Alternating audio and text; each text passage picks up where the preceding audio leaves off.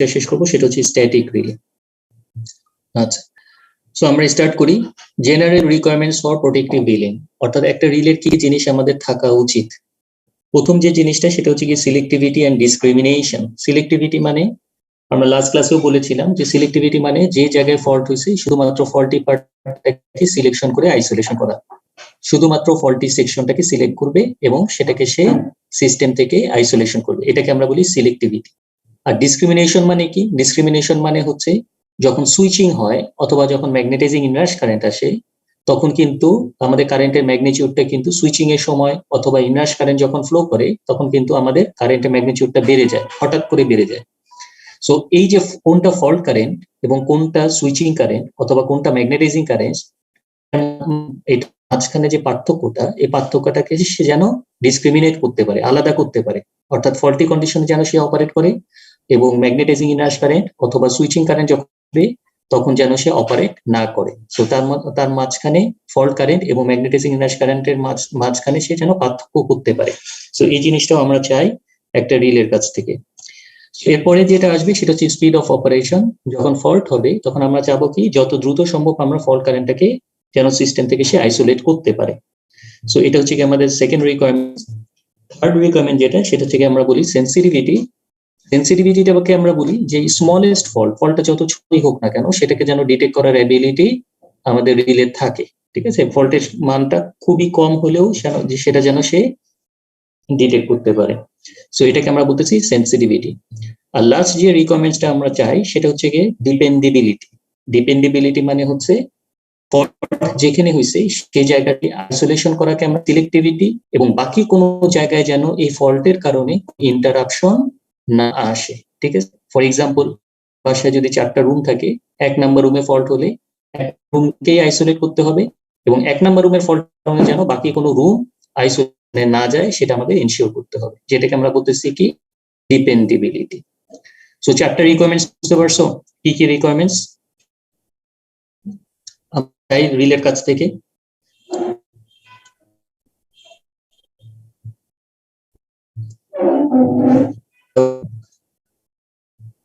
জি sir, বুঝতে পারছি। Response করো, সময় ওয়েস্ট হয়। সিলেক্টিভিটি অর ডিসক্রিমিনেশন, এটা যদি না বুঝে থাকো একবার একটু চেক করো। It is the ability of the protection to isolate only the section of the circuit after the occurrence of a short circuit. It is an important requirement for providing a reliable supply to consumers. দেখাচ্ছি এই one line ডায়াগ্রামে এটা হচ্ছে কি একটা radial feeder consider করতে পারো। So এই ফিডারে আমাদের এখানে অনেকগুলা ব্রেকার আছে, A1 B1 C1 D1, অনেকগুলা ব্রেকার আছে। এখানে ট্রান্সমিশন লাইন A2 লাইন আছে, সে ট্রান্সমিশন দিচ্ছে A1 B1, নিচেও আরেকটা ট্রান্সমিশন লাইন আছে এটার সাথে প্যারালালি কানেক্টেড, যেটাকে আমরা A2 and B2 এর মাধ্যমে প্রোটেকশন দিচ্ছি। এগুলো হচ্ছে কি সব সার্কিট ব্রেকার, এবং সার্কিট ব্রেকার তো আর একা একা করবে না, এটার জন্য অবশ্যই রিলে লাগবে। সো এটা হচ্ছে একটা transmission line section B to C, এখানে দুইটা ব্রেকার আমরা প্রোটেকশন দিচ্ছি। সো এটা হচ্ছে কি C1 and D1 দিয়ে। এটা হচ্ছে আমাদের পরের সেকশন, হচ্ছে আমাদের C এর পরে। সো ফল্ট আমাদের যে কোনো লোকেশনে কিন্তু হতে পারে। সো এখন যদি ফল্ট লোকেশন F2 তে হয়, আমি কোন ব্রেকারকে অপারেট করাতে যাব বলো? F2 লোকেশনে যদি ফল্ট হয়, ফল্ট কারেন্ট কোন দিক দিয়ে ফ্লো করবে? যেহেতু এটা একটা রেডিয়াল ফিডার, প্রথমে আসো কেউ সোর্স থেকে ফল্ট কারেন্টের দিকে ফ্লো করতেছে। সো এখানে শুধুমাত্র আমাদের দেখা যাচ্ছে C1 অপারেট করলে কিন্তু ফল্ট কারেন্ট ফ্লো করা বন্ধ হয়ে যাবে, যেহেতু অপোজিট দিয়ে কোনো কারেন্ট আসতেছে না। ঠিক আছে, সো এদিক দিয়ে যেহেতু কোনো কারেন্ট আসতেছে না, সো D1 এর অপারেট করার দরকার নাই। কিন্তু এখানে যদি আরেকটা সোর্স থাকতো তাহলে কি আরেকটা কারেন্ট কি এদিক দিয়ে আসতো না? জি স্যার। তাহলে সেক্ষেত্রে আমাদের কোন কোন ব্রেকার অপারেট করাতে হতো? C1 R D1, C1 and D1 operate করাতে হতো। অথবা আমি যদি এই ট্রান্সমিশন লাইনের সাথে আরেকটা প্যারালালি আরেকটা ফিডার কানেক্ট করতাম, এই ট্রান্সমিশন লাইনের সাথে আরেকটা ফিডার কানেক্ট করতাম, তাহলে কি এদিক দিয়েও কি একটা কারেন্ট ফ্লো করার একটা প্রভিশন ক্রিয়েট হতো না? তো সেক্ষেত্রেও আমাদের D1 অপারেট করতে হতো। বাট এই কন্ডিশনের ক্ষেত্রে যেহেতু ফল্ট কারেন্ট একদিকেই যাচ্ছে, সো আমাদের এই কারেন্টটাকে ইন্টারাপশন করলেই চলে। সো এই জন্য আমাদের C1 ব্রেকার অপারেট করালেই আমাদের ফল্ট কারেন্ট ফ্লো করা বন্ধ হবে। সো এটাকে আমরা বলতেছি সিলেক্টিভিটি, অর্থাৎ যে জায়গায় ফল্ট হচ্ছে শুধুমাত্র ফল্টি পার্টটা, এই জায়গাটাকে আমরা আইসোলেট করতেছি। এই জায়গায় কিন্তু আমাদের কারেন্ট বা সাপ্লাই কন্টিনিউটিটা প্রেজেন্ট আছে, ঠিক আছে? সো এই জিনিসটাকে আমরা বলি সিলেক্টিভিটি। F3 লোকেশনে যদি ফল্ট হয় F3 তে, তাহলে আমাদের ফল্ট কারেন্ট কয়টা হবে বলতো? এই ট্রান্সমিশন লাইনে কয় দিক দিয়ে ফল্ট কারেন্ট ঢুকবে? দুই আর দিক দুই দিয়ে। দিক দিয়ে।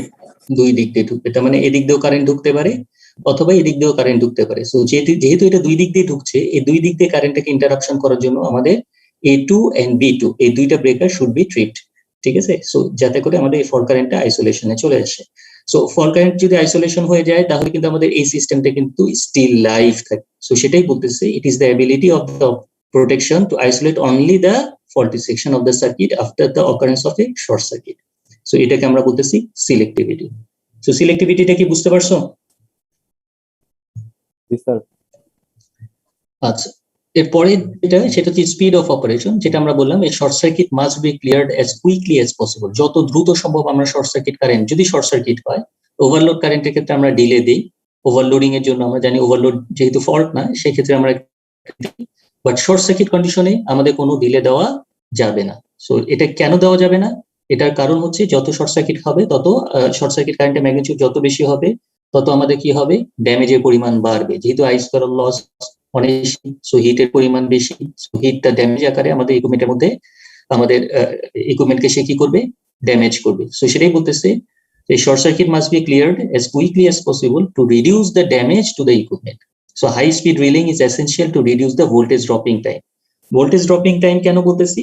And to maintain system stability. Voltage dropping time মানে হচ্ছে যখন শর্ট সার্কিট হয়, লাইন টু গ্রাউন্ড ফল্ট হয়, তখন ভোল্টেজটা কি হয়ে যায়? লাইন টু গ্রাউন্ড ফল্টের ক্ষেত্রে ভোল্টেজের ভ্যালু কত হয়? কমে যায় স্যার, জিরো হয়ে যায়। অ্যাপ্রক্সিমেটলি জিরো কাছাকাছি চলে আসে। সো জিরো যদি হয়ে যায়, সো এই যে ভোল্টেজটা ড্রপ হয়ে গেল, আমাদের সিস্টেম ভোল্টেজটা থেকে যে ভোল্টেজটা ড্রপ হয়ে গেল, এই ড্রপিং টাইমটাকে আমাদের কমাতে হবে। যত কমাতে পারবো তত আমাদের সিস্টেম স্টেবিলিটিটা তত তাড়াতাড়ি রিকভার করবে, ঠিক আছে? যদি আমি ভোল্টেজ ড্রপিং টাইম না কমাই, তাহলে সিস্টেম স্টেবিলিটি রিকভার করবে না। সো সেজন্যই আমরা বলতেছি যে আমাদের অনেক ক্ষেত্রে যখন শর্ট সার্কিট হয়, হাই স্পিড অপারেশনের দরকার লাগে, খুব দ্রুত আমাদের সিস্টেম থেকে আইসোলেশনের দরকার বা প্রয়োজন পড়ে। সেজন্যই আমরা বলতেছি যে সেকেন্ড যে রিকোয়ারমেন্টসটা আমরা চাই, সেটা হচ্ছে একটা রিলের কাছ থেকে যে শর্ট সার্কিট যখন হবে তখন যেন, বা ভোল্টেজ যখন জিরো হয়ে যাবে, লাইনে ভোল্টেজ যখন শর্ট সার্কিটের কারণে যখন ভোল্টেজ জিরো হয়ে যাবে, তখন যেন আমরা কোনো ডিলে না দিই, তখন যেন আমাদের সরাসরি আমাদের যেন সার্কিট ব্রেকারকে সে সিগন্যাল দেয় এবং সাথে সাথে যেন সার্কিট ব্রেকার অপারেট করে। সো সেটাকে আমরা বলতেছি স্পিড অফ অপারেশন। সো কোনো ডিলে দেওয়া যায় during short circuit condition. Number যেটা, সেটাকে আমরা বলি সেন্সিটিভিটি। সেন্সিটিভিটিটা যেটা বললাম আমরা, যে স্মলেস্ট ফল্ট ডিটেক্ট করার অ্যাবিলিটি। এখন স্মলেস্ট ফল্টটা কেন হবে? ফল্টের লেভেলটা বাড়ে কমে, এটা কি কারণে, সেই জিনিসটা আমরা দেখবো। তার আগে সেন্সিটিভিটি ডেফিনেশনটা একটু দেখে নিই। The sensitivity of a protection must be such that it can operate in the case of a short circuit under minimum operating condition of the system. Under this condition, the variation of the actuating quantity মানে হচ্ছে কি operating quantity, অর্থাৎ যার উপরে base করে relay operate করবে। এখন যদি ওভার কারেন্ট রিলে হয়, তাহলে তার অ্যাকচুয়েটিং কোয়ান্টিটি হচ্ছে গিয়ে কারেন্ট। যদি ওভার ভোল্টেজ রিলে হয়, তাহলে তার অ্যাকচুয়েটিং কোয়ান্টিটি হচ্ছে ভোল্টেজ। অর্থাৎ যার উপরে বেস করে রিলে অপারেট করবে, সেই কোয়ান্টিটির থেকে একটু বেশি হলে, অর্থাৎ তার পিক আপ সেটিংস যেটা থাকবে তার থেকে একটু বেশি হলে যেন আমার রিলে অপারেট করে। ফর এক্সাম্পল, একটা রিলের যদি পিক আপ সেটিংস হয় 5 অ্যাম্পিয়ার, তাহলে আমরা চাবো যেন 5 অ্যাম্পিয়ারের উপরে যাওয়ার সাথে সাথে 5 অ্যাম্পিয়ারের উপরে অল্প কিছু উপরে গেলেও যেন সে অপারেট করে। অর্থাৎ স্মলেস্ট ফল্টের ভ্যালুটা বা ম্যাগনিটিউডটা যত ছোটই হোক না কেন, সেটা ডিটেক্ট করার অ্যাবিলিটি আমার রিলে থাকতে হবে। যদি বেশি কারেন্ট হয়, তাহলে তো সে অপারেট করবেই, কিন্তু অল্প কারেন্টও যদি হয়, ফল্টের লেভেলটা যদি অনেক কমও হয়, সেক্ষেত্রেও তার ডিটেক্ট করার অ্যাবিলিটি থাকতে হবে, যেটাকে আমরা বলি সেন্সিটিভিটি, যেটা হচ্ছে স্মলেস্ট ফল্ট ডিটেক্ট করার অ্যাবিলিটি। এটা কি বুঝতে পারছো এই দুইটা টপিকস? জি স্যার। জি স্যার।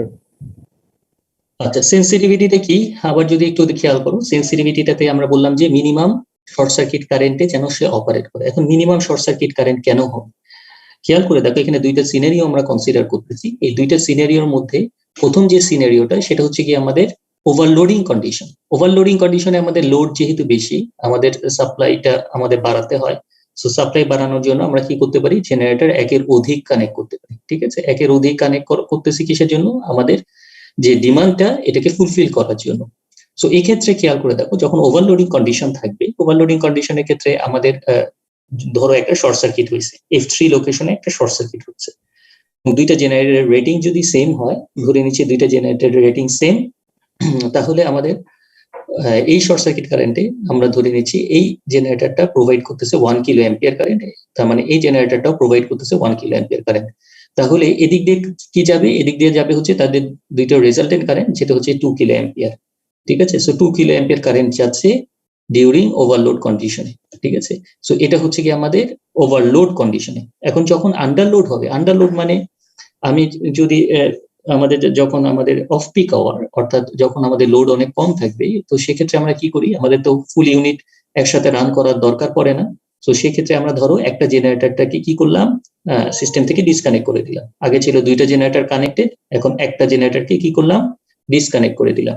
ডিসকানেক্ট করে দেওয়ার ফলে সেম ফল্টের কারণে এখন কি আমাদের আমাদের ফল্ট কারেন্ট কি সেম হবে না কমে যাবে? স্যার কমে যাবে। কমে যাবে। ঠিক আছে, সো কমে গিয়ে কি হবে, যদি দুইটা সেম রেটিং এর জেনারেটর থাকে, তাহলে আমাদের ফল্ট কারেন্টের ভ্যালুটা এখন অর্ধেকে নেমে আসবে। তো এখন যদি আমি একটা রিলেকে তার পিক আপ সেটিংস দিয়ে রাখি 2 কিলো অ্যাম্পিয়ার, অর্থাৎ এখানে যে A2 রিলেটা আছে বা A2 ব্রেকারটা আছে, এই A2 ব্রেকারের যদি পিক আপ সেটিংস দিয়ে রাখি 2 কিলো অ্যাম্পিয়ার, তাহলে কি আমাদের যখন শর্ট সার্কিট কারেন্টের ম্যাগনিটিউড কম, তখন কি সে ডিটেক্ট করতে পারবে? না স্যার, করতে পারবে না। করতে পারবে না। সো এই জন্যই আমরা বলতেছি যে সেন্সিটিভিটিটা কি, সেন্সিটিভিটিটা হচ্ছে স্মলেস্ট ফল্ট। স্মলেস্ট ফল্টটা কখন হবে, যখন আন্ডারলোডিং কন্ডিশনে বা যখন আমাদের লোডের ভ্যালুটা কম থাকবে। সো সেক্ষেত্রে যে শর্ট সার্কিট কারেন্টটা হবে, সেই শর্ট সার্কিট কারেন্টের ম্যাগনিটিউডটা যেহেতু কম থাকে, তো সেই ফল্ট কারেন্টটাকে ডিটেক্ট করার অ্যাবিলিটিও যেন আমার রিলে থাকে। সো সেটাকেই আমরা বলতেছি সেন্সিটিভিটি। সো এখানে আমরা এই এক্সাম্পলটা দিয়ে আমরা দেখালাম যে আন্ডারলোডিং কন্ডিশনে কি হয়, যদি আমরা একটা জেনারেটরকে ডিসকানেক্ট করে দিই, তাহলে শর্ট সার্কিট কারেন্টের ম্যাগনিটিউডটা অত বাড়ে না। সো এটাকে বোঝার জন্য আমাদের আরেকটা টার্ম আছে, যেটাকে আমরা বলি কেএস। কেএসটা মানে হচ্ছে সেন্সিটিভিটি ফ্যাক্টর। সেন্সিটিভিটি ফ্যাক্টরটা কি, ইকুয়াল টু হচ্ছে minimum short circuit current divided by operating current. Operating current মানে কি, যে কারেন্টে রিলে অপারেট করা শুরু করবে। ফর এক্সাম্পল, একটা রিলের অপারেটিং কারেন্ট হচ্ছে 5 অ্যাম্পিয়ার, তার মানে 5 অ্যাম্পিয়ার হচ্ছে তার অপারেটিং কারেন্ট, অর্থাৎ এই কারেন্টে সে অপারেট করা শুরু করবে। আর মিনিমাম শর্ট সার্কিট কারেন্ট মানে কি, মিনিমাম শর্ট সার্কিট কারেন্ট মানে হচ্ছে 5 অ্যাম্পিয়ারের উপরে গেলেই তো সব অপারেট করবে। এখন এখানে আমরা দেখলাম কি 2 কিলো অ্যাম্পিয়ার গেলে মানে 5 অ্যাম্পিয়ারের উপরে ধরো 10 অ্যাম্পিয়ার, সেটাও আমাদের 5 অ্যাম্পিয়ারের উপরে, আর 5 অ্যাম্পিয়ারের উপরে ধরো 5.5 অ্যাম্পিয়ার, এটাও 5 অ্যাম্পিয়ারের উপরে। তা এখন এই যে 5.5 অ্যাম্পিয়ার, এটা তো হচ্ছে কি মিনিমাম শর্ট সার্কিট কারেন্ট, অর্থাৎ কারেন্টের ম্যাগনিটিউডটা অনেক কম। বেশি কারেন্ট গেলে তো অপারেট করবেই, কিন্তু কম কারেন্টে আমাদের রিলেটাকে অপারেট করতে হবে, অর্থাৎ তার পিক আপ সেটিংস এর থেকে একটু বেশি গেলেই যেন সে অপারেট করে, সেটা আমাদের এনশিওর করতে হবে।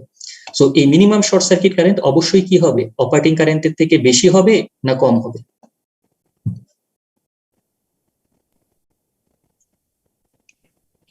হ্যালো, অপারেটিং কারেন্ট মানে যেটা যে কারেন্টে রিলে অপারেট করবে, আর মিনিমাম শর্ট সার্কিট কারেন্ট মানে কি, যে কারেন্টটা আমাদের অবশ্যই কি হতে হবে, অপারেটিং কারেন্টের থেকে বেশি হতে হবে, আদারওয়াইজ কি আমাদের রিলে অপারেট করবে? না স্যার, করবে না। তার মানে মিনিমাম শর্ট সার্কিট কারেন্ট অবশ্যই কি হতে হবে, অপারেটিং কারেন্টের থেকে বেশি হতে হবে। বেশি হতে হবে। ফর এক্সাম্পল, একটা রিলের ভিতর, একটা সিস্টেমের ভিতর দিয়ে যা যাচ্ছে ধরো 4.8 অ্যাম্পিয়ার কারেন্ট, আমি অপারেটিং কারেন্ট দিয়ে রাখছি 5 অ্যাম্পিয়ার, অর্থাৎ তার পিক আপ সেটিংস দিয়ে রাখছি 5 অ্যাম্পিয়ার, তাহলে কি রিলেটা অপারেট করবে? না স্যার, 4.8 অ্যাম্পিয়ার হচ্ছে তার মিনিমাম শর্ট সার্কিট কারেন্ট, তার মানে 5 অ্যাম্পিয়ার দিয়ে রাখলে সে অপারেট করবে না। তার মানে সেন্সিটিভিটি ফ্যাক্টর যেটা থাকবে, বা আমাদের যে ফ্যাক্টরের মাধ্যমে আমরা বুঝতে পারি যে রিলে অপারেট করবে কি করবে না, সেটা অবশ্যই কি হতে হবে, গ্রেটার দেন 1 হতে হবে না লেস দেন 1 হতে হবে? Greater than 1। সো এটা অলওয়েজ আমাদের গ্রেটার দেন 1 হতে হবে, যাতে করে আমাদের 1 এর একটু উপরে গেলেই যেন আমাদের রিলে অপারেট করে। এখন যদি এটা বেশি হওয়া ভালো, কেএস এর ম্যাগনিটিউড কি 1 এর থেকে অনেক বেশি, 2, 3 হওয়া ভালো? না স্যার, কম হওয়া ভালো। ঠিক আছে, কারণ কি কম হওয়া ভালো, কারণ হচ্ছে আমরা চাই যে স্মলেস্ট ফল্ট ডিটেক্ট যেন সে করতে পারে, এই জন্য সেন্সিটিভিটি ফ্যাক্টরটা 1 এর থেকে বেশি বাট খুব বেশি যেন না হয় সেটাও আমাদের মাথায় রাখতে হবে। এটা দিয়ে আমরা সেন্সিটিভিটি ফ্যাক্টরটা ডিটারমাইন করি। আচ্ছা, এ পর্যন্ত কারো কোনো কনফিউশন আছে কিনা দেখো। স্যার এই ফ্যাক্টরটা স্যার বুঝি নাই স্যার। আচ্ছা, মিনিমাম শর্ট সার্কিট কারেন্ট বা সেন্সিটিভিটি ফ্যাক্টর যেটাকে আমরা বলতেছি যে স্মলেস্ট ফল্ট। এখন স্মলেস্ট ফল্ট ধরলাম আমি একটা জায়গা দিয়ে ফল্ট কারেন্ট যেতে পারে 10 অ্যাম্পিয়ার, কিন্তু ওভারলোড যখন হচ্ছে তখন যাচ্ছে ধরো 10 অ্যাম্পিয়ার, কারণ যখন আন্ডারলোড কন্ডিশন তখন যাচ্ছে ধরো 5 অ্যাম্পিয়ার। তো এখন আমি আমার অপারেটিং যে আমার যে রিলে থাকবে সে রিলের কারেন্ট সেটিংস কত দিব? 10 অ্যাম্পিয়ার দিব না 5 অ্যাম্পিয়ার দিব? স্যার দুইটার জন্য তো আলাদা আলাদা দেওয়া দরকার। দুইটার জন্য যদি আমি আলাদা আলাদা দেই তাহলে আমাদের কি হবে? আমাদের প্রতিনিয়ত তো আমি সেটিংস চেঞ্জ করব না, আমার তো সেটিংস তো একটাই থাকবে। জি স্যার। তাহলে কোনটা দেওয়া উচিত? কমটা দেওয়া উচিত না বেশিটা দেওয়া উচিত? স্যার কমটা দেওয়া উচিত।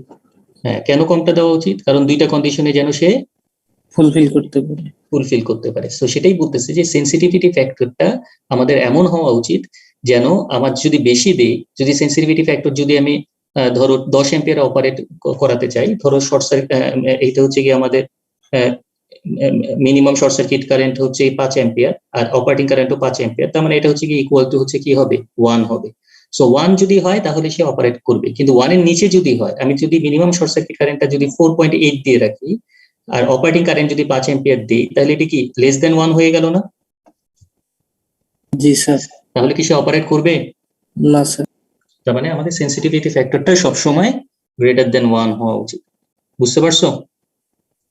বেশি কারেন্টে তো অপারেট করবেই, কিন্তু কম কারেন্টেও যেন অপারেট করে সেটা আমাদের এনশিওর করতে হবে।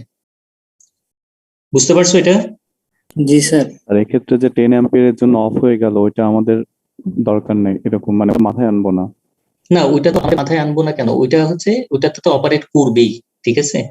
ওটাতে তো আমাদের অপারেট করবে, ওটা নিয়ে তো আমাদের মাথা ব্যথা না। আমাদের মাথা ব্যথা হচ্ছে যে ফল্ট কারেন্ট ম্যাগনিটিউডটা যত ছোটই হোক না কেন সেটা যেন সে ডিটেক্ট করতে পারে। স্মলেস্টটা নিয়ে হ্যাঁ, সেটাই, বেশি তো করবেই। বুঝতে পারছো এটা? আচ্ছা, এ পর্যন্ত কারো কোনো কনফিউশন বা কোশ্চেন আছে? স্যার হ্যাঁ বলো। এখানে যে স্যার দুইটা এক্সাম্পল দেওয়া আছে স্যার, এই ওভারলোড কন্ডিশন আর আন্ডারলোড কন্ডিশনের ক্ষেত্রে, তাহলে স্যার আমার ওই ওভারলোড কন্ডিশনের ক্ষেত্রে আমার অপারেটিং কারেন্ট হচ্ছে স্যার তাহলে 2 কিলো অ্যাম্পিয়ার নাকি স্যার? আর ফল্ট এখানে আমি বলি, এখানে এই দুইটার এক্সাম্পলে যদি ধরো আমি দুইটা কন্ডিশন কি একটা জায়গায় হতে পারে, ঠিক আছে? কখনো ওভারলোড হতে পারে, কখনো আন্ডারলোড হতে পারে। এখন এই দুইটার জন্য আমি রিলের জন্য কারেন্ট সেটিংস কত দেওয়া উচিত হবে বলো তো? দুইটার জন্যই। এটার জন্য 2 কিলো অ্যাম্পিয়ার দিব, এটার জন্য 1 কিলো অ্যাম্পিয়ার দিব, এরকম হবে নাকি দুইটার জন্য একই দিব? স্যার দুইটার জন্য তো একই দেওয়া উচিত। আচ্ছা, দুইটার জন্য একই দিলে এখন দুইটার জন্য কি 2 কিলো অ্যাম্পিয়ার দিব? না স্যার, তাহলে তো 1 কিলো অ্যাম্পিয়ার ডিটেক্ট করতে পারবে না। হ্যাঁ, তার মানে দুইটার জন্য কি দিতে হবে? 1 কিলো দিতে হবে। অ্যাম্পিয়ার। বোঝা গেছে? তার মানে সেন্সিটিভিটি ফ্যাক্টরটা কি? জি স্যার। মানে স্মলেস্ট ফল্টটাও যেন সে ডিটেক্ট করতে পারে, এই বলতে যাচ্ছি। ঠিক আছে? জি স্যার। ওকে, তো নেক্সট যে আমাদের লাস্ট যে রিকোয়ারমেন্টসটা ছিল ডিপেন্ডেবিলিটি। ডিপেন্ডেবিলিটিটা কি? ডিপেন্ডেবিলিটিটা হচ্ছে কি সিলেক্টিভিটির ঠিক অপোজিটটা। সিলেক্টিভিটিটা কি ছিল? সিলেক্টিভিটিটা ছিল যে জায়গায় ফল্ট হবে শুধুমাত্র ফল্টি সেকশনটাকে আইসোলেট করা, এটা ছিল সিলেক্টিভিটি। কিন্তু ফর এক্সাম্পল এখানে ধরো ফল্ট হয়েছে F1 লোকেশনে, কোন ব্রেকারে ট্রিপ করা উচিত? C1 ব্রেকারে ট্রিপ করা উচিত। এখন F1 লোকেশনে ফল্ট হয়ে যদি A2 B2 ব্রেকার ট্রিপ করে তাহলে কি আমাদের সিলেক্টিভিটি থাকবে? ধরো তোমাদের 1 নাম্বার রুমে ফল্ট হয়েছে, ব্রেকার অপারেট করলো 5 নাম্বার রুমের ব্রেকার, তাহলে কি তার সিলেক্টিভিটি থাকবে? না স্যার। সিলেক্টিভিটি থাকবে না। সো সিমিলারলি এখানে হচ্ছে কি আমাদের F1 লোকেশনে ফল্ট হয়েছে, F1 লোকেশনে ফল্ট হলে আমরা চাই কি যেন C1 ব্রেকার ট্রিপ করে, কিন্তু F1 লোকেশনে ফল্ট হওয়ার কারণে এদিক দিয়েও তো আমার ফল্ট কারেন্টটা যাবে, কিন্তু এই কারেন্টটা যে এদিক দিয়ে যাচ্ছে, এই কারেন্টটা যখন এদিক দিয়ে যাবে তখন আমাদের A2 B2 ব্রেকার ট্রিপ না করে, এটা আমাদের এনশিওর করতে হবে। ঠিক, তার মানে ডিপেন্ডেবিলিটিটা কি? Dependability implies that the protection must faultlessly operate in the case of a short circuit within the prescribed zone. Prescribed zone মানে এই F1 এর যখন ফল্ট হবে তখন তার জোন তার জোন হচ্ছে যেন আমাদের C1 ব্রেকার ট্রিপ করে। C1 ব্রেকার ট্রিপ করলেই কিন্তু আমাদের F1 এ ফল্ট ক্লিয়ার হবে। এটাকে আমরা বলতেছি F1 এর জন্য প্রেসক্রাইবড যে জোনটা সেটা আমাদের C1 ব্রেকার দিয়ে আমরা আইসোলেট করতেছি fault কারেন্টটাকে। and must not operate incorrectly under condition which do not include provision for its operation। অর্থাৎ যেখানে ফল্ট হয় নাই, অর্থাৎ এখানে তো ফল্ট হয় নাই, ফল্ট হয়েছে F1 এ, সো যেখানে ফল্ট হয় নাই সেই জায়গার ব্রেকার যেন কোনো ইন্টারাপশন না যায়, এটাকে আমরা বলতেছি ডিপেন্ডেবিলিটি। অর্থাৎ ডিপেন্ডেবিলিটিটা কি, ফল্ট যেখানে হইছে সেই জায়গা বাদে অন্য কোনো জায়গায় যেন এর কোনো ইন্টারফারেন্স বা ইন্টারাপশন না আসে। এটা কি বুঝতে পারছো ডিপেন্ডেবিলিটি আর সিলেক্টিভিটির মধ্যে ডিফারেন্সটা কি?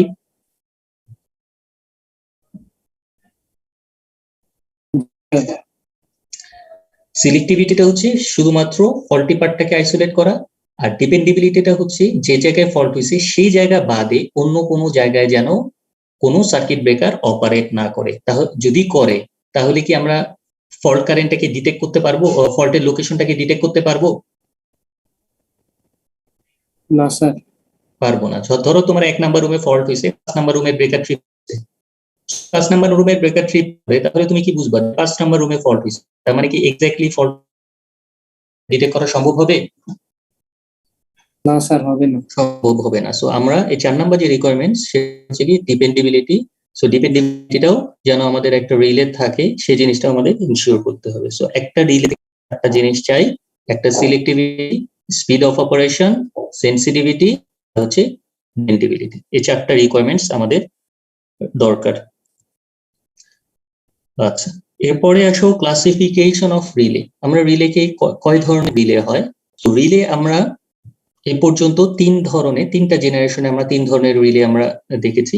প্রথমে যেটা হচ্ছে সেটা হচ্ছে ইলেকট্রোমেকানিক্যাল রিলে। ইলেকট্রোমেকানিক্যাল রিলে হচ্ছে ফার্স্ট জেনারেশনের রিলে। ফার্স্ট জেনারেশনের রিলে বলতেছি এই কারণে যে প্রথমে যে রিলেটা আসছে, প্রথম যে রিলেটা দিয়ে আমরা প্রোটেকশন দিতাম সেটা হচ্ছে কি ইলেকট্রোমেকানিক্যাল রিলে। তার মানে এখানে তার 2টা পার্ট ছিল, একটা ছিল ইলেকট্রিক্যাল পার্ট আর আরেকটা হচ্ছে কি মেকানিক্যাল পার্ট। এই 2টা পার্ট মিলে আমাদের হচ্ছে ইলেকট্রোমেকানিক্যাল রিলে। এরপরে হচ্ছে স্ট্যাটিক রিলে, তার মানে আমাদের মেকানিক্যাল পার্টটাকে আমরা বাদ দিয়ে দিছি, এখানে কোনো মেকানিক্যাল পার্ট নাই, এখানে শুধুমাত্র স্টেশনারি পার্ট থাকবে, যেটাকে আমরা বলি স্ট্যাটিক রিলে বা ইলেকট্রনিক রিলেও আমরা এটাকে বলতে পারি। তার মানে এখানে শুধুমাত্র ইলেকট্রনিক সার্কিটের মাধ্যমে আমরা প্রোটেকশনটা দিয়ে থাকি, ঠিক আছে, যেটা হচ্ছে কি ইলেকট্রনিক রিলে। আচ্ছা, ইলেকট্রনিক রিলে বা স্ট্যাটিক রিলের পরে রিলেটা আসছে সেটা হচ্ছে কি এখন যেটা সবচেয়ে বেশি ইউজ করা হয় সেটা হচ্ছে কি মাইক্রোপ্রসেসর বেসড রিলে।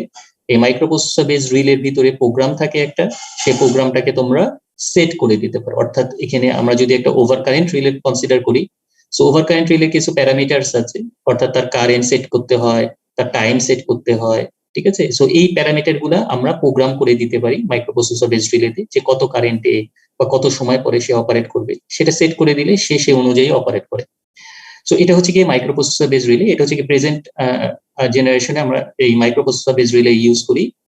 আচ্ছা, কিন্তু আমাদের ইলেকট্রোমেকানিক্যাল রিলে যে অপারেশন, এটা সবচেয়ে বেশি রিলায়েবল অপারেশন, ঠিক আছে, তার মানে এটা সব সময় অপারেট করে। সো এই জন্য আমাদের মাইক্রোপ্রসেসর বেসড রিলে যদিও এখন ইউজ করা হয়, ব্যাকআপ রিলে হিসেবে আমাদের ইলেকট্রোমেকানিক্যাল রিলেও কিন্তু ইউজ করা হয়। সো এই 3টা জেনারেশনের রিলে আমাদের আছে। সো 3টা রিলেই কিন্তু আমাদের এখনো ইউজ করা হয়। স্ট্যাটিক যে রিলেগুলা, এগুলা সাধারণত আমাদের বিভিন্ন ধরনের ইন্ডাস্ট্রিতে এগুলো ইউজ করা হয়, স্ট্যাটিক রিলেগুলা। আর মাইক্রোপ্রসেসর বেস যে রিলেগুলো আছে এগুলো তো আমরা বললামই যে আমাদের সাবস্টেশনে এখন সব ক্ষেত্রে ইউজ করা হয়। আর ইলেকট্রিক্যাল রিলেগুলা ব্যাকআপ প্রোটেকশনের জন্য আমরা ইউজ করি, যেহেতু এটার অপারেশনটা অলওয়েজ রিলায়েবল। সো আমরা আমাদের যে টপিকস আছে সেই টপিকস এর মধ্যে আমাদের স্ট্যাটিক রিলেটা আমরা ডিসকাস করব, মাইক্রোপ্রসেসর বেস রিলেটা হয়তো আমরা ল্যাবে ডিসকাস করব, আর ইলেকট্রোমেকানিক্যাল রিলেটার অপারেশনটা জানাটা খুবই দরকার, যেহেতু এটা এখনো ইউজ করা হয়।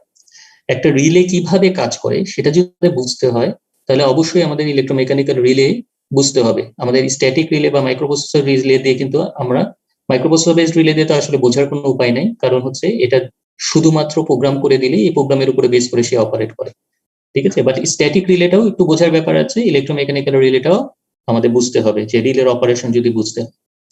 তো এই ইলেকট্রোমেকানিক্যাল রিলেকে আবার 2টা ক্যাটাগরিতে আমরা ভাগ করি, যেটা আমরা ল্যাবের মধ্যে দেখেছি, ইলেকট্রোম্যাগনেটিক অ্যাট্রাকশন টাইপ আর একটা হচ্ছে electromagnetic induction type. Attraction type রিলেকে আবার 2টা ক্যাটাগরিতে ভাগ করা যায়, একটাকে আমরা বলি হিঞ্জড আর্মেচার টাইপ আর একটা হচ্ছে আমাদের প্লাঞ্জার টাইপ, ঠিক আছে, এখানেও আমার দুইটা ক্যাটাগরি আছে।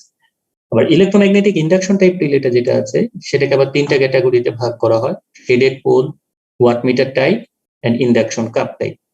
তো এইগুলো হচ্ছে কি আমাদের রিলে, বিভিন্ন ধরনের রিলে আমরা কিভাবে ক্যাটাগরাইজড করলাম সেটা দেখালাম। সো এই ইলেকট্রোম্যাগনেটিক যে অ্যাট্রাকশন টাইপ রিলে, যেটা আমরা প্রথম যে ইলেকট্রোমেকানিক্যাল রিলে, এই ইলেকট্রোম্যাগনেটিক অ্যাট্রাকশন টাইপ রিলেটা হচ্ছে ইনস্ট্যান্টেনিয়াস রিলে। ইনস্ট্যান্টেনিয়াস রিলে মানে তো বুঝতেই পারতেছো, যেটা ইনস্ট্যান্টলি অপারেট করবে, অর্থাৎ এটা আমাদের শর্ট সার্কিট প্রোটেকশনের জন্য এটা ইউজ করি। আর ইলেকট্রোম্যাগনেটিক ইন্ডাকশন টাইপ যে রিলেটা আছে এটা হচ্ছে গিয়ে আমাদের টাইম ডিলেড রিলে, অর্থাৎ এটা আমাদের ওভারলোড প্রোটেকশনের জন্য আমরা ইউজ করি। সো এই তিনটা যে ক্যাটাগরি, শেডেড পোল, ওয়াটমিটার আর ইন্ডাকশন টাইপ, এগুলোর কনস্ট্রাকশন গুলো ডিফারেন্ট, প্রত্যেকটা কনস্ট্রাকশন আলাদা আলাদা, কিন্তু তার ওয়ার্কিং প্রিন্সিপাল সেম। তিনটা ড্রিলের জন্যই একইভাবে সে অপারেট করে, এগুলো আমরা পরে ডিটেইলে দেখবো। আর hinged attracted armature type and plunger type, এই দুইটার ওয়ার্কিং প্রিন্সিপাল সেম বাট কনস্ট্রাকশনটা ডিফারেন্ট, এগুলো আমরা পরবর্তীতে দেখবো। আচ্ছা, সো ক্লাসিফিকেশনে কারো কোনো প্রবলেম আছে কিনা বলো? জাস্ট এখানে ক্যাটাগরাইজ কিভাবে করা হয়েছে সেই জিনিসটা দেখানো হয়েছে।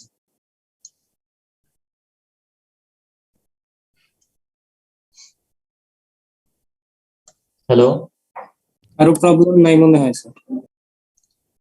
আচ্ছা, যদি না থাকে আমরা পরবর্তীতে চলে যাই। আমাদের কতগুলো জিনিস একটা রিলের জন্য জানা দরকার, যে কি কি সেটিং করতে হয় এগুলো আমাদের জানা দরকার,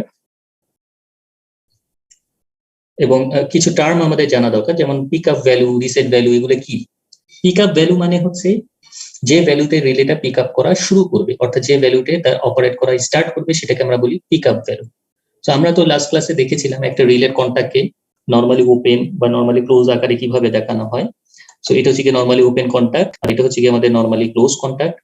সো পিক আপ ভ্যালু ডেফিনেশনটা কি? The smallest value of the actuating quantity that causes the contact A হচ্ছে এটা, যেটা normally open, to just close, open ছিল কি হয়ে যাবে, ক্লোজ হয়ে যাবে, এন্ড কন্টাক্ট বি কি ছিল, ক্লোজ ছিল, কি হয়ে যাবে, ওপেন হয়ে যাবে, is called pick up value. অর্থাৎ যখন আমি যদি বলি একটা রিলের পিক আপ ভ্যালু হচ্ছে 5 অ্যাম্পিয়ার, তার মানে 5 অ্যাম্পিয়ারের আগ পর্যন্ত সে তার নরমালি ওপেন কন্টাক্টে নরমাল কন্টাক্টের যে পজিশন, সে কন্টাক্টের পজিশন তার আগের অবস্থাতেই থাকবে, অর্থাৎ নরমালি ওপেন কন্টাক্ট ওপেন অবস্থায় থাকবে, আর নরমালি ক্লোজ কন্টাক্ট ক্লোজ অবস্থায় থাকবে। কিন্তু 5 অ্যাম্পিয়ার ক্রস করার সাথে সাথে কি হবে, এই ওপেন কন্টাক্টটা কি হয়ে যাবে, ক্লোজ হয়ে যাবে, আর ক্লোজ কন্টাক্ট থাকলে এটা ওপেন হয়ে যাবে। সো এটাকে আমরা বলতেছি যে পিক আপ ভ্যালু। সো এটাকে কি কেন আমরা বলতেছি smallest value, the smallest value of the actuating quantity. কেন স্মলেস্ট ভ্যালু? খেয়াল করে দেখো, আমাদের যে বললাম যে আমাদের একটা রিলের পিক আপ সেটিংস 5 অ্যাম্পিয়ার, 5 অ্যাম্পিয়ারের জায়গায় যদি 10 অ্যাম্পিয়ার যায় সে তো পিক করবেই। তার মানে আমাদের তার মিনিমাম কত, মিনিমাম 5 অ্যাম্পিয়ার, 5 অ্যাম্পিয়ারের নিচে কি সে পিক করবে? না স্যার। এই জন্য এটাকে আমরা বলতেছি স্মলেস্ট ভ্যালু। ঠিক আছে, 5 অ্যাম্পিয়ারের উপরে তো করবেই, এটাতে তো কোনো সন্দেহ নাই। 5 অ্যাম্পিয়ারের জায়গায় যদি 10 অ্যাম্পিয়ার যায়, 20 অ্যাম্পিয়ার যায়, সেক্ষেত্রে তো করবেই। সো এই জন্য এটাকে আমরা বলতেছি the smallest value of the actuating quantity. Actuating quantity মানে হচ্ছে তার অপারেটিং কোয়ান্টিটি। অপারেটিং কোয়ান্টিটি হতে পারে কারেন্ট, হতে পারে ভোল্টেজ। তো এই অপারেটিং কোয়ান্টিটি থেকে একটু বেশি হলেই সে অপারেট করবে, সেজন্য এটাকে আমরা বলতেছি smallest value of the actuating quantity. যেটা কি করবে, আমাদের কন্টাক্ট এটাকে ক্লোজ ছিল, ওপেন ছিল, ক্লোজ করে দিবে, আর কন্টাক্ট বিটা ছিল ক্লোজ, সেটাকে ওপেন করে দিবে। সো এটাকে আমরা বলি পিক আপ ভ্যালু। রিসেট ভ্যালুটা কি? রিসেট ভ্যালুটাকে আমরা বলতেছি the largest value of the actuating quantity at which the relay resets and come back to its original position. অর্থাৎ লার্জেস্ট ভ্যালু আমাদের 5 অ্যাম্পিয়ারের জায়গায় যদি আমি 4.9 অ্যাম্পিয়ার দিই, 4.9 অ্যাম্পিয়ার যদি থাকে তাহলে কি রিলে পিক করবে? না স্যার। 4.9 অ্যাম্পিয়ার থাকলে আমাদের রিলেটা কিন্তু তার আগের পজিশনেই থাকবে। তো নরমালি ওপেন কন্টাক্ট ওপেন অবস্থায় থাকবে, ক্লোজ কন্টাক্ট ক্লোজ অবস্থাতেই থাকবে। তার মানে কিন্তু 4.9 অ্যাম্পিয়ারের থেকে একটু বাড়ালেই আমাদের কোন জোনে চলে যাবে? 4.9 অ্যাম্পিয়ারের একটু বাড়ালেই পিক আপ জোনে পিক আপ জোনে চলে যাবে। সো এই জন্য এটাকে আমরা বলতেছি the largest value of the actuating quantity, কারণ এর থেকে আমি ভ্যালু বাড়ালেই আমাদের রিলেটা আর রিসেট অবস্থায় থাকবে না, এটা পিক আপ করে ফেলবে। সো এই জন্য এটাকে আমরা বলতেছি the largest value of the actuating quantity at which the relay resets and come back to its original position. Original position মানে এই নরমালি ওপেন কন্টাক্ট তার আগের অবস্থায়, অর্থাৎ ওপেন অবস্থায় ফিরে আসবে, নরমালি ক্লোজ কন্টাক্ট তার আগের অবস্থা, সো ক্লোজ অবস্থাতেই ব্যাক করবে। সো এটাকে আমরা বলতেছি the largest value of the actuating quantity at which the relay resets and comes back to its original position. এটা কি বুঝতে পারছো? পিক আপ জোন আর রিসেট জোন। জি স্যার। আচ্ছা, এখানে খেয়াল করে দেখো একটা জিনিস, সেটা হচ্ছে এখানে আমাদের পিক আপ সেটিংস রাখা হয়েছে 5 এম্পিয়ার, আর একটা হচ্ছে কি রিসেট সেটিংস রাখা হয়েছে 4.5 এম্পিয়ার।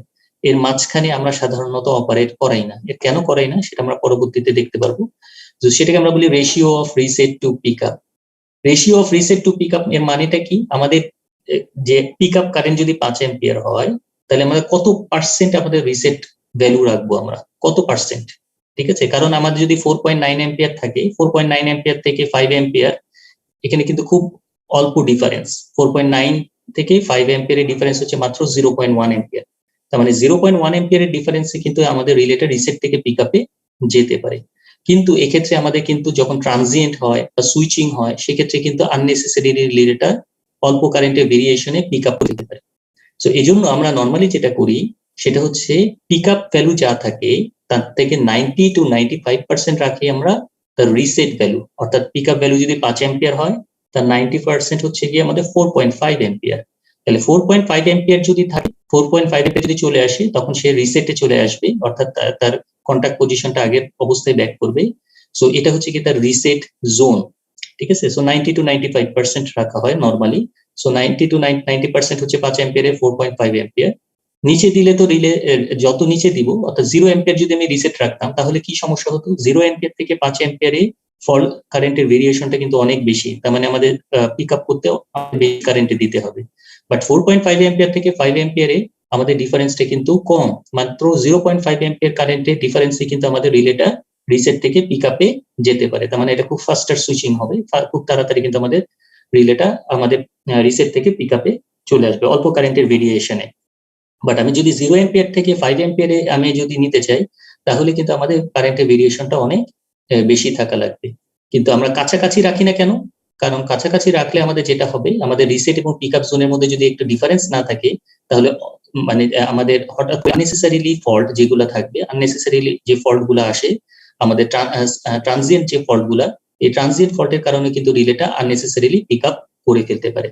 সো এজন্য আমাদের নর্মালি সেন্সিটিভিটিটা রিলেটেড। হ্যাঁ, সেন্সিটিভিটিটা রিলেটেড, কারণ আমরা চাই যে ডিসক্রিমিনেশনটা রিলেটেড। আমরা যেটা বললাম যে সিলেক্টিভিটি এন্ড ডিসক্রিমিনেশনটা বলতেছিলাম আমরা কি, যে সুইচিং সার্জ যদি আসে, অথবা আমাদের যদি ম্যাগনেটাইজিং ইনরাশ কারেন্ট আসে, সেক্ষেত্রে আমাদের কারেন্টটা কিন্তু খুব মাইক্রোসেকেন্ড রেঞ্জের জন্য কিন্তু হঠাৎ করে পিক করে ফেলতে পারে।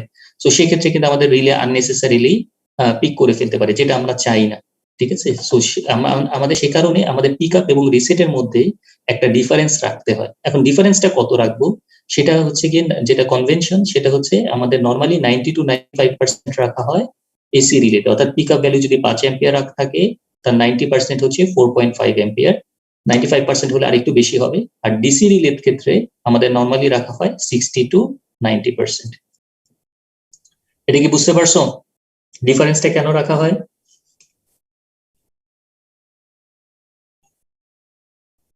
জি স্যার।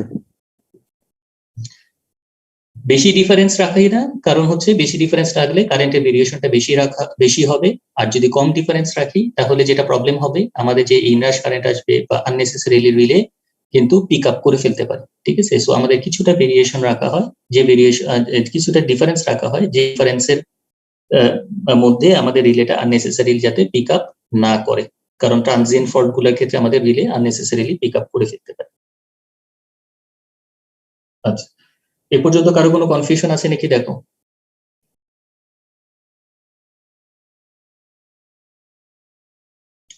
যদি না থাকে আমরা পরবর্তীতে চলে যাই।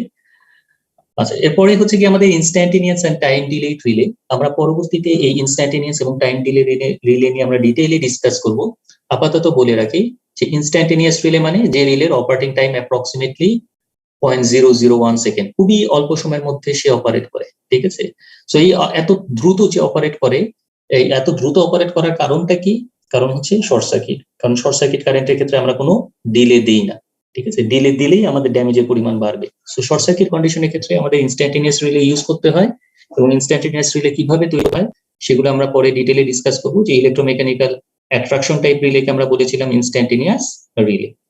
সো এখানে যেহেতু এখানে কোনো ডিলে নাই, আমাদের যদি অনেক ক্ষেত্রে ডিলেরও দরকার লাগে। ডিলের দরকার কেন লাগে? আমরা জানি যে ওভারলোড কন্ডিশনে আমরা ইনস্ট্যান্টলি অপারেট করাই না, কিছুটা ডিলে দিই।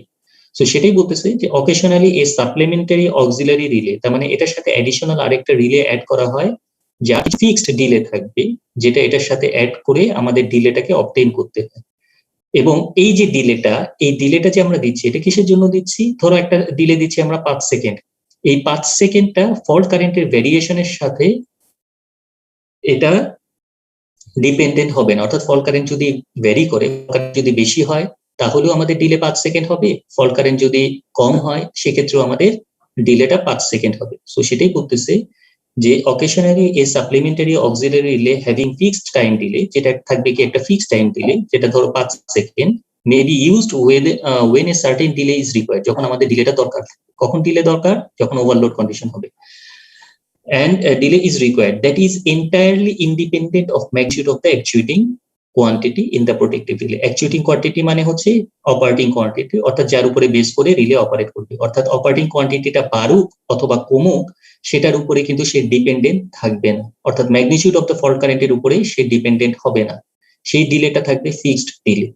ঠিক আছে, সো এইটাকে আমরা বলি instantaneous and time delay relay. Instantaneous রিলেতে কোনো ডিলে থাকবে না, কিন্তু যখন আমাদের ডিলে দরকার তখন এটার সাথে অ্যাডিশনাল আরেকটা টাইম ডিলেড রিলে আমাদের অ্যাড করতে হবে, যেটা কিসের উপরে ডিপেন্ডেন্ট হবে না? ফল্ট কারেন্টের ভেরিয়েশনের উপরে ডিপেন্ডেন্ট হবে না। এটা কি বুঝতে পারছো?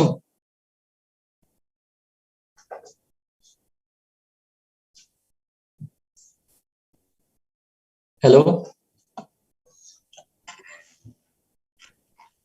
জি স্যার, বুঝতে পারছি। টাইম ডিলে বিভিন্ন ভাবে করা যায়, আমরা এটা পরে আরো দেখবো যে টাইম ডিলে আমাদের ইন্ডাকশন টাইপ যে রিলে গুলো আছে, এই ইন্ডাকশন টাইপ রিলে গুলো দিয়েও আমরা টাইম ডিলে অবটেইন করতে পারি। ঠিক আছে, এগুলো আমরা যখন দেখাবো তখন আমরা আরো ডিটেইলে এটা ক্লিয়ার হয়ে যাবে। সো টাইম ডিলেটা কেন দরকার? টাইম ডিলেটা দরকার হচ্ছে ওভারলোড কন্ডিশনে। আর ইনস্ট্যান্টেনিয়াস রিলে কেন দরকার? কারণ হচ্ছে শর্ট সার্কিট কন্ডিশন। আচ্ছা, আমাদের আজকে যে ফাইনাল যে টপিকসটা সেটা হচ্ছে কি স্ট্যাটিক রিলে। স্ট্যাটিক রিলে মানে কি? স্ট্যাটিক রিলে মানে হচ্ছে যেটার মধ্যে কোনো মুভিং পার্ট থাকবে না। আমাদের ইলেকট্রোমেকানিক্যাল রিলে নিয়ে যখন আমরা ডিসকাস করব, অথবা ল্যাবের মধ্যে অলরেডি যেহেতু কিছুটা ডিসকাস করা হয়েছে, সেখানে তোমরা জানো যে ইলেকট্রোমেকানিক্যাল ইন্ডাকশন টাইপ যে রিলে গুলো থাকে সেটার মধ্যে কি থাকে? একটা ডিস্ক থাকে। ঠিক আছে, তার মানে এখানে একটা মুভিং পার্ট থাকে। কিন্তু আমাদের যে স্ট্যাটিক বা ইলেকট্রনিক রিলে, এটার মধ্যে কোনো মুভিং পার্ট নাই। ঠিক আছে, সো এটাই বলতেছে the relay which does not contain any moving part is known as static relay.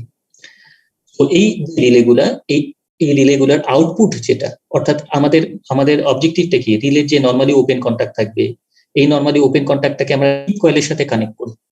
এই ট্রিপ কয়েলের সাথে কানেক্ট করি কেন? কারণ রিলে সিগন্যালটা সেন্স করবে, সাথে সাথে আমাদের নরমালি ওপেন কন্টাক্টটা ক্লোজ হয়ে যায় আর ট্রিপ কয়েলটা এনার্জাইজড হয়ে যায়। সো এটাই বলতেছে in such type of relay the output is obtain by the static component. অর্থাৎ এখানেও আমাদের কি থাকবে? এই আউটপুটটা কিন্তু আমরা কোনো কন্টাক্টের থ্রুতে আমরা কিন্তু কন্টাক্টটা ক্লোজ করি না, এটা আমাদের ইলেকট্রনিক কম্পোনেন্টের থ্রুতে, যেমন আমাদের একটা ট্রানজিস্টর হতে পারে, বা একটা এসসিআর এর থ্রুতে, বা একটা অপ্টোকাপলারের থ্রুতে আমরা এই সুইচিং গুলো করে থাকি। যে অন অফ, যেটা নরমালি ওপেন কন্টাক্টটা যে ক্লোজ হবে সেটা আমাদের একটা ইলেকট্রনিক কম্পোনেন্টের মাধ্যমে অথবা ম্যাগনেটিক কম্পোনেন্টের মাধ্যমে কিন্তু আমরা এই সুইচিংটা করে থাকি। স্যার এটা কি শুধু শর্ট সার্কিট প্রোটেকশন দেয়? শর্ট সার্কিট দিতে পারে, ওভারলোড উপর দিতে পারে। ঠিক আছে, শর্ট সার্কিট এন্ড ওভারলোড দুইটা ক্ষেত্রে আমাদের কাজ করে, এটা আমরা দেখবো একটা একটা করে। সো স্ট্যাটিক রিলেটা নরমালি আমরা বেশিরভাগ ক্ষেত্রে আমরা ইন্ডাস্ট্রিতে ইউজ করি, আমাদের পাওয়ার যে আমাদের সাবস্টেশনের মধ্যেও ইউজ করা হয়, তবে বেশিরভাগ ক্ষেত্রে আমরা এগুলো ইন্ডাস্ট্রিতে ইউজ করি। তার মানে এর পরের যে টপিকটা সেটা হচ্ছে গিয়ে পয়েন্টটা, the relay consist static and electromagnetic relay is also called static relay. কিছু কিছু ক্ষেত্রে আবার স্ট্যাটিক রিলের মধ্যে দুই পার্ট থাকে, একটা হচ্ছে ইলেকট্রনিক পার্ট থাকে আর আরেকটা হচ্ছে আমাদের ইলেকট্রোম্যাগনেটিক পার্ট থাকে। ঠিক আছে, সো দুইটা পার্ট থাকে কোনো ক্ষেত্রে। তো সেক্ষেত্রে আমাদের এই স্ট্যাটিক যে পার্টটা, সেটা দিয়ে আমরা শুধুমাত্র ফল্ট কারেন্টটাকে সেন্স করি। সেন্স করে ফল্ট কারেন্টটা যদি তার থ্রেশহোল্ড ভ্যালু অর্থাৎ পিক আপ সেটিংস এর থেকে বেশি কারেন্ট যায়, তাহলে সাথে সাথে সে ইলেকট্রোম্যাগনেটিক যে পার্টটা আছে সেই পার্টটাকে সে এনগেজ করবে, এবং ইলেকট্রোম্যাগনেটিক পার্টটা থাকবে শুধুমাত্র সুইচিং অপারেশনের জন্য। ঠিক আছে, তার মানে আমাদের দুইটা পার্ট আমরা বললাম, একটা হচ্ছে স্ট্যাটিক পার্ট। স্ট্যাটিক পার্টটা কি করবে? ফল্ট কারেন্টটা সেন্স করে ডিসিশন নেবে যে অপারেট করাবে কি করাবে না। যখন যদি ফল্ট কারেন্টটা তার থ্রেশহোল্ড ভ্যালু থেকে বেশি হয়ে যায়, সাথে সাথে ইলেকট্রোম্যাগনেটিক পার্টটাকে একটা সিগন্যাল দিবে, যাতে করে ইলেকট্রোম্যাগনেটটা এনার্জাইজড হওয়ার মাধ্যমে কন্টাক্টটাকে, অর্থাৎ আমাদের যে নরমালি ওপেন কন্টাক্টটা আছে কন্ট্যাক্টটাকে ক্লোজ করে ট্রিপ কয়েলকে এনার্জাইজড করে। মানে আমাদের দেখলাম আমাদের স্ট্যাটিক রিলের মধ্যে নরমালি আমাদের ইলেকট্রনিক পার্ট থাকে, কিছু ক্ষেত্রে আমাদের স্ট্যাটিক রিলের মধ্যে দুইটা পার্টও থাকতে পারে। একটা হচ্ছে ইলেকট্রিক পার্ট, এটা আমাদের সেন্স করে ডিসিশন নেবে, আর আরেকটা হচ্ছে ইলেকট্রোম্যাগনেটিক পার্ট, শুধুমাত্র সুইচিং অপারেশনের জন্য লাগবে। বুঝতে পারছো এটা? জি স্যার। ওয়ার্কিং প্রিন্সিপালটা একটু দেখ না, আমি যদি প্রথমে তোমাদের ব্লক ডায়াগ্রাম আকারে দেখাচ্ছি স্ট্যাটিক রিলের ওয়ার্কিং প্রিন্সিপাল। তার মানে আমাদের কি হবে, ট্রিপ সার্কিটের কথাটা মনে করো। ট্রিপ সার্কিটে আমাদের থেকে সিটিটা কিভাবে থাকে, লাইনের সাথে সিরিজে কানেক্টেড থাকে। তার সেকেন্ডারিটা আমাদের কোথায় যাবে, স্ট্যাটিক রিলের ক্ষেত্রে সেকেন্ডারিটা যাবে আমাদের রেকটিফায়ারে। রেকটিফায়ার দিয়ে আমরা কি করি, আমরা অলরেডি রেকটিফায়ার দিয়ে আমরা তার মানে আমাদের এসি সিগন্যালটাকে আমরা ডিসি কনভার্ট করলাম। ডিসিতে কনভার্ট করে এই সিগন্যালটাকে আমাদের রিলে মেজারিং সার্কিটে পাঠানো হয়। ঠিক আছে, এই পুরাটাই কিন্তু আমাদের স্ট্যাটিক রিলে। রেকটিফায়ার থেকে শুরু করে আমাদের আউটপুট ডিভাইস পর্যন্তই কিন্তু আমাদের স্ট্যাটিক রিলের মাঝখানে। সো রিলে মেজারিং সার্কিটের মধ্যে কি থাকবে, রিলে মেজারিং সার্কিটের মধ্যে থাকবে কম্পারেটর। ইলেকট্রনিক সার্কিটে কম্পারেটর পড়ে আসে। কম্পারেটর কি অর্থাৎ রেফারেন্স ভ্যালু থেকে বেশি গেলে সে অপারেট করবে, পিকআপ সেটিংস এর থেকে কম গেলে তার আউটপুটে জিরো সিগন্যাল ট্রান্সমিট করবে। তার মানে কম্পারেটরের মাধ্যমে আমরা কম্পেয়ার করব প্রিসেট ভ্যালু। তার একটা সেটিংস থাকবে, সেই সেটিংস এর থেকে বেশি কারেন্ট গেলে বা বেশি ভোল্টেজ যদি তার অ্যাক্রসে আসে তখন সে অপারেট পাবা। লেভেল ডিটেক্টর মানে কি, লেভেল ডিটেক্টর মানে হচ্ছে যেটা বললাম যে একটা থ্রেশহোল্ড ভ্যালু সেট করে দিতে হয়, অর্থাৎ কত কারেন্টে বা কত ভোল্টেজে আমি অপারেট করাতে চাই সেই জিনিসটা তার ভিতরে সেট করে দিতে হবে। এরপরে কি থাকবে, ফিল্টার থাকবে। রেকটিফাইড যেটা আমরা পাবো, এই রেকটিফায়ার মধ্যে রিপেল থাকে, রেকটিফাইড সিগন্যালের মধ্যে রিপেল থাকে, সেই রিপেলটাকে ফিক্সড করার জন্য। এরপরে আমাদের ভোল্টেজ, কারণ ভোল্টেজ যদি ফ্লাকচুয়েট করে তাহলে আমাদের এই রিলেটা ড্যামেজ হয়ে যেতে পারে। সো এই জন্য আমাদের ভোল্টেজ স্টেবিলাইজার লাগে। কত সময় পর আমি সমস্ত কিছু কন্ডিশন স্যাটিসফাই করলো, এখন আমার কত সময় পরে এটাকে অপারেট করাতে চাই, সেজন্য আমাদের টাইমার লাগে। আর কি লাগে, লজিক সার্কিট লাগে। তার মানে লজিক সার্কিটটা কিসের জন্য লাগে, যে আমাদের কোন লজিকের উপরে বেস করে রিলেটা অপারেট করবে, কারেন্টের ম্যাগনিটিউডটা কত হতে হবে, কারেন্টের ম্যাগনিটিউডটা শর্ট সার্কিট হলে কত সময় পরে অপারেট করবে, আর ওভারলোড গুলো কিন্তু আমাদের সেট করা যায়। ঠিক আছে, সো এই সেটিংস গুলো কোথায় থাকবে, আমাদের রিলে মেজারিং সার্কিটে। সরি, এই আমাদের এই কম্পোনেন্ট গুলো কোথায় থাকবে, কম্পোনেন্ট গুলো থাকবে আমাদের রিলে মেজারিং সার্কিটে। তাহলে মেজারিং সার্কিটে কি থাকতে পারে, থাকবে, লেভেল ডিটেক্টর থাকবে, ফিল্টার থাকবে, ভোল্টেজ স্টেবিলাইজার থাকবে, টাইমার থাকবে এবং লজিক সার্কিট থাকবে। তো যখন কন্ডিশন গুলো হিট করবে, অর্থাৎ আমাদের যদি থ্রেশহোল্ড ভ্যালু করে, ক্রস করার সাথে সে কি করবে, আউটপুট সিগন্যালে এখানে অ্যাম্পলিফায়ার সার্কিট দেখতে পাচ্ছ। সো এই আউটপুটটা সে কোথায় দিবে, অ্যাম্পলিফায়ার সার্কিটের ইনপুট। সো ইনপুটে দিয়ে অ্যাম্পলিফায়ার করবে, যে সিগন্যালটা সে পেলো সেটাকে বুস্ট আপ করে আমাদের যে আউটপুট যে ডিভাইস, এই আউটপুট ডিভাইসে দিবে। আউটপুট ডিভাইসে কি থাকবে সেটা আমরা পরে দেখবো। আউটপুট ডিভাইস কি করবে, আউটপুট ডিভাইসের কাজটা হবে আমাদের এই যে কয়েল, আমাদের সার্কিট ব্রেকারের যে ট্রিপ কয়েল, এই ট্রিপটাকে এনার্জাইজ করা। সো সার্কিট ব্রেকার যখন ট্রিপ কয়েল এনার্জাইজ হবে তখন সাথে সাথে সার্কিট ব্রেকার ট্রিপ করবে এবং ফল্ট কারেন্টটাকে আইসোলেশন। তার মানে আমরা দেখলাম যে প্রথমে কিন্তু আমাদের সিটি থেকে প্রথমে রেকটিফায়ার আসতেছে, আমাদের মেজারিং সার্কিটে আসছে, বুস্ট আপ করার জন্য অ্যাম্পলিফায়ার আসতেছে, অ্যাম্পলিফায়ার সিগন্যালটা বুস্ট আপ করার পরে আমাদের আউটপুট ডিভাইসে হচ্ছে, তারপরে সেটাকে ট্রিপ সার্কিটের মাধ্যমে করতে হচ্ছে। এটা কি বুঝছো ব্লক ডায়াগ্রামটা, এবং প্রত্যেকটা কম্পোনেন্টের ফাংশনটা কি? জি স্যার। আচ্ছা, এখানে আমাদের সিগন্যাল সেন্স করতেছে কি, সিগন্যালটা সেন্স করতেছে কারেন্ট এন্ড ভোল্টেজ, বা থ্রুতে কারেন্ট এবং ভোল্টেজ সিগন্যাল সেন্স করতেছে। অনেক ক্ষেত্রে আমাদের হিটের উপরে বেস করে আমাদের রিলে অপারেট করতে হতে পারে, অথবা টেম্পারেচারের উপরে বেস করে কিন্তু রিলে অপারেট করতে হতে পারে। সো সেক্ষেত্রে কি করতে হবে, সেই সিগন্যালটাকে অ্যানালগে কনভার্ট করতে হবে, তারপরে সেটাকে আবার ডিজিটালে কনভার্ট করতে হবে। ডিজিটালে কনভার্ট করবো কিভাবে, অ্যানালগ বিভিন্ন ধরনের ট্রান্সডিউসার আছে, সেই ট্রান্সডিউসারের মাধ্যমে আমাদের নন ইলেকট্রিক্যাল সিগন্যালকে ইলেকট্রিক্যাল সিগন্যালের মাধ্যমে কনভার্ট করে তারপরে আমরা সেই সিগন্যালটাকে প্রসেসিং করি, যেটা আমাদের রিলে মেজারিং সার্কিট করবে। তারপর সেটাকে অ্যাম্পলিফাই করে বুস্ট আপ করে আউটপুট ডিভাইসের মাধ্যমে ট্রিপ কয়েলকে এনার্জাইজ করা হয়। সো সেক্ষেত্রে আমাদের আলাদা ট্রান্সডিউসার লাগবে যদি আমাদের নন ইলেকট্রিক্যাল সিগন্যালকে ইলেকট্রিক্যাল সিগন্যালে কনভার্ট করতে হয়। সো ট্রান্সডিউসার তো তোমরা অলরেডি দেখে আসছো ইলেকট্রনিক সার্কিটে। সো এখানে আমি জাস্ট একটা সিম্পল একটা সার্কিট ডায়াগ্রাম দিয়ে তোমাদের জিনিসটাকে রিয়েলাইজ করার জন্য একটা সার্কিট ডায়াগ্রাম আমি এখানে ড্র করছি, যাতে করে তোমরা বুঝতে পারো এটা ফাংশনটা কি। সো আমাদের প্রথমে আসবে কি সিটি। সো সিটি থেকে আমাদের কারেন্ট আসতেছে বা ভোল্টেজ সিগন্যালটা আমরা সেন্স করতেছি। সেন্স করার পরে সেটাকে আমাদের রেকটিফাই করবো। রেকটিফাই করলে আমরা জানি কি এটা যে একটা ফুল ওয়েভ রেকটিফায়ার সার্কিট। সো এটাকে আমাদের একটা ফুল ওয়েভ রেকটিফাইড সিগন্যাল দিবে। সেটাকে আবার আমাদের কি করতে হবে, ডিসি তে কনভার্ট করতে হবে। তার মানে আমার এখানে একটা ক্যাপাসিটর লাগবে। সো ক্যাপাসিটর দিয়ে আমরা এটাকে ডিসি তে কনভার্ট করতেছি। তারপরে যদি এখানে সুইচিং সার্জ আসে, সেই সার্জটাকে আমাদের বাইপাস করার জন্য আমাদের এখানে একটা জেনার ডায়োড আছে, যেটাকে আমরা বলতেছি ভোল্টেজ স্টেবিলাইজার। সো সেটার মাধ্যমে কিন্তু আমাদের সুইচিং সার্জের অতিরিক্ত কারেন্টটা বাইপাস হয়ে যায়। তো ভোল্টেজ স্টেবিলাইজারের জন্য এখানে ডায়োড ইউজ করা হয়েছে। এরপরে কি থাকবে, একটা কম্পারেটর সার্কিট থাকবে, যেটা আমরা একটা ওপিএম আমরা দেখছি। এখানে আমাদের রেজিস্ট্যান্স থাকে। এই রেজিস্ট্যান্সটার ভ্যালুটাকে চেঞ্জ করা, এই ইনপুটটা বা রেফারেন্সটাকে আমরা কি করতে পারি, ভ্যারি করতে পারি। ভ্যারি করার আমাদের এই যে পজিটিভ যে টার্মিনাল, এই পজিটিভ টার্মিনালে আমরা ইনপুট সিগন্যাল দিচ্ছি, অর্থাৎ যেটা আমাদের সিটি থেকে কানেকশন আসতেছে সেই সিগন্যালটা দিচ্ছি। সেই সিগন্যালটা এই ভ্যালু থেকে যদি বেশি হয় তাহলে আমাদের কি হবে, তাহলে দেখতে পাচ্ছি যে এটা হচ্ছে কি আমাদের ইনপুট সিগন্যাল। এই ইনপুট সিগন্যালটা যখন তার রেফারেন্স ভ্যালু অর্থাৎ এই পয়েন্টটা যখন ক্রস করবে তখন আমাদের আউটপুটটা কি হয়ে যাবে, আউটপুটটা হয়ে যাবে ম্যাক্সিমাম। ম্যাক্সিমাম মানে কত, ম্যাক্সিমাম বায়াসিং যে ভোল্টেজটা সেটাই কিন্তু আউটপুটে চলে আসবে। সো এর আউটপুট আসতেছে যখন এই পয়েন্টটাকে সে ক্রস করতেছে, সেই আউটপুটটা পাচ্ছি আমরা। আবার যখন সে কন্ডিশনটা চলে যাচ্ছে তখন কিন্তু আবার জিরো চলে আসতেছে। তার মানে আউটপুট জিরো না ওয়ান সেটা ডিপেন্ড করতেছে রেফারেন্সের উপরে। রেফারেন্সকে শিফট করে কিন্তু আমাদের আউটপুট পয়েন্টটা আগে বা পরে নিয়ে যেতে পারে।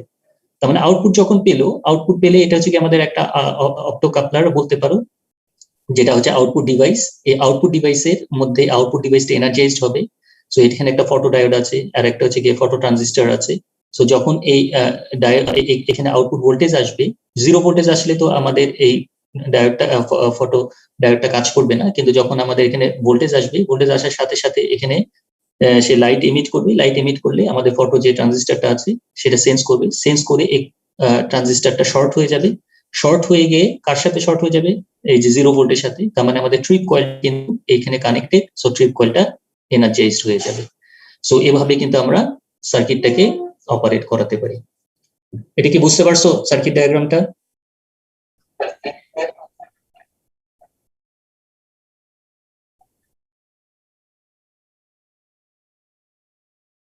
ভোল্টেজ দিয়ে নেওয়া হয় সাধারণত, এখানে ভোল্টেজ ডিপেন্ডেন্ট রিলে হয় এগুলা বেশিরভাগই। পিটি থেকে আসবে, পিটি থেকেও আসতে পারে, সিগন্যালটা পিটি থেকেও আসতে পারে। কারেন্টের ফরম্যাটে যদি আসে সেটাকে ভোল্টেজে কনভার্ট করার জন্য এখানে আবার রেজিস্ট্যান্স অ্যাড করতে হতে পারে। ঠিক আছে, সেই ড্রপের উপরে বেস করে আমি সেটা সেন্স করতে পারি যে ভোল্টেজ রেজিস্ট্যান্সের অ্যাক্রসে কতটুকু ড্রপ হচ্ছে, সেটার উপরে বেস করে আমাদের রিলেটাকে অপারেট করাতে পারি। বুঝতে পারছো? আজকে এ পর্যন্তই।